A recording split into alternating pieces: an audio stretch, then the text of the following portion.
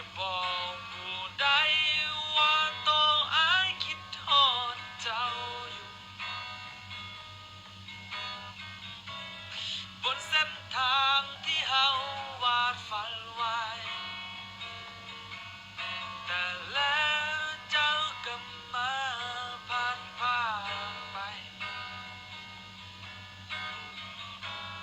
เจ็บคนเดียวนี้มันทรมานใจเมื่อเจ้าจากไปบ่มี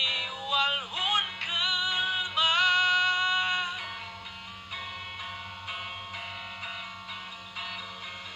แต่คอยคงสิ้นแล้วกับความเสียใจบทที่ล้ำค่าจดจำไว้บอกเคยลืมเมื่อมีคนหักจงถนอมหักดันเอาไว้อย่าให้มันสายไป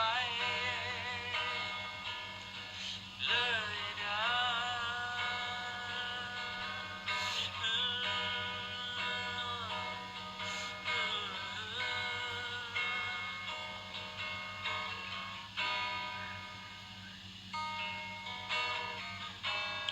วันที่ฟ้ามั